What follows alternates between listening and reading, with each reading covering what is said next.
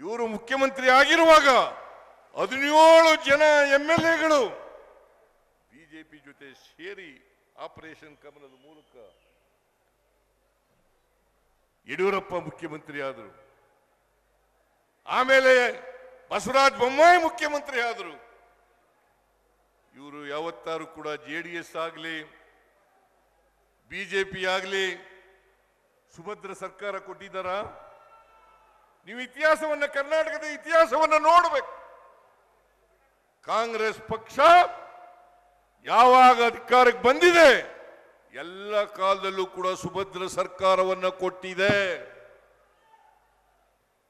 ನೀವು ಯೋಚನೆ ಮಾಡಿ, ಈಗ ಬಿಜೆಪಿಗೆ JDSಗೆ ಬೆಂಬಲಿಸಬೇಕಾ? ಅಧಿಕಾರ ಕೊಡಬೇಕಾ? ಅವ್ರಿಗೆ ಕೊಡಬೇಕಾ? ಕೂತ್ಕೊಳ್ರಿ ಕೂತ್ಕೊಳ್ರಿ.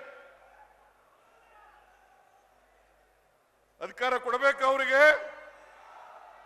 ಇವತ್ತೇನಾದ್ರೂ ಸುಭದ್ರ ಸರ್ಕಾರವನ್ನು ಕೊಡ್ಲಿಕ್ಕೆ ಶಕ್ತಿ ಇರ್ತಕ್ಕಂಥದ್ದು ನಿಮ್ಮೆಲ್ಲರ ಆಶೀರ್ವಾದದಿಂದ ಕಾಂಗ್ರೆಸ್ ಪಕ್ಷಕ್ಕೆ ಹೊರತು ಬೇರೆ ಪಕ್ಷಕ್ಕೆ ಅಲ್ಲ ಅಂತಕ್ಕಂಥದನ್ನ ಹೇಳಲಿಕ್ಕೆ ಬಯಸ್ತಾ ಇದ್ದೇನೆ. ನಾವು 2013ರಿಂದ 2018ರವರೆಗೆ ಇದ್ದೆ. ಅನೇಕ ಅಭಿವೃದ್ಧಿ ಕೆಲಸಗಳನ್ನು ಮಾಡಿದವು. ಅವತ್ತು ನಮ್ಮ ಪಕ್ಷದ ವತಿಯಿಂದ 165 ಭರವಸೆಗಳನ್ನು ಕೊಟ್ಟಿದ್ದು.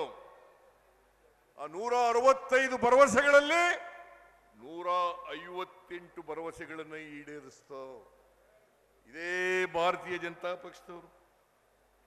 2018ರಲ್ಲಿ 600 ಭರವಸೆಗಳನ್ನು ಕೊಟ್ಟಿದ್ರು. ಅದರಲ್ಲಿ 10% ಭರವಸೆಗಳನ್ನು ಕೂಡ ಈಡೇರಿಸಲಿಕ್ಕೆ ಸಾಧ್ಯ ಆಗಲಿಲ್ಲ. ಕೊಟ್ಟ ಮಾತಿನಂತೆ ನಡ್ಕೊಂಡವರು ಕಾಂಗ್ರೆಸ್ನವರು, ಸುಭದ್ರ ಸರ್ಕಾರವನ್ನು ಕೊಟ್ಟವರು ಕಾಂಗ್ರೆಸ್ನವರು. ಇದನ್ನ ನೀವು ಅರ್ಥ ಮಾಡ್ಕೋಬೇಕಾಗ್ತದೆ.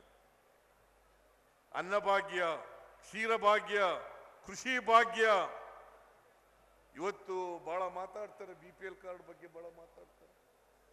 ಭಾರತೀಯ ಜನತಾ ಪಕ್ಷದವರು, JDSನವರು BPL ಕಾರ್ಡ್ ಬಗ್ಗೆ ಬಹಳ ಮಾತಾಡ್ತಾರೆ.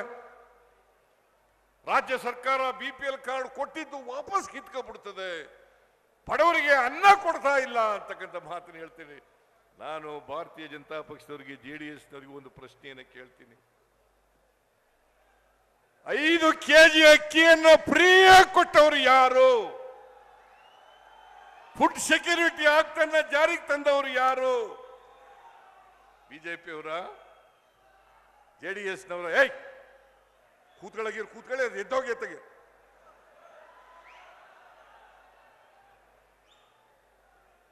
JDSನವರ 5 kg ಅಕ್ಕಿಯನ್ನು ಫ್ರೀಯಾಗಿ ಯಾರೂ ಕೂಡ ಬಡವರು ಹಸ್ಕೊಂಡು ಮಲಗಬಾರದು, ಕರ್ನಾಟಕ ರಾಜ್ಯ ಶಿವಮುಕ್ತ ರಾಜ್ಯ ಆಗಬೇಕು ಅಂತೇಳಿ 5 kg ಅಕ್ಕಿಯನ್ನು ಫ್ರೀಯಾಗಿ ಕೊಟ್ಟವರು ನಮ್ಮ ಸರ್ಕಾರ, ಬಿಜೆಪಿ ಸರ್ಕಾರ ಅಲ್ಲ. 5 ರಿಂದ 7 kg ಅಕ್ಕಿಯನ್ನ ಬಡವರಿಗೆ ಕೊಡ್ತಕ್ಕಂಥ ತೀರ್ಮಾನವನ್ನು ಮಾಡಿದವರು ಕಾಂಗ್ರೆಸ್ ಸರ್ಕಾರ. ಮಿಸ್ಟರ್ ಅಶೋಕ, ಮಿಸ್ಟರ್ ಯಡಿಯೂರಪ್ಪ, ಯಾರ್ರೀ ಕೊಟ್ಟವರು? 7 kg ಇಂದ 5 kg ಮಾಡಿದವರು ಯಾರು?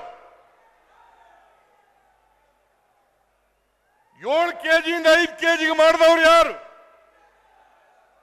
ಬಡವರ ಹೊಟ್ಟೆ ಮೇಲೆ ಹೊಡಿತಕ್ಕಂಥವರು ಬಿಜೆಪಿಯವರು, JDSನವರೇ ಹೊರತು ಕಾಂಗ್ರೆಸ್ನವರಲ್ಲ.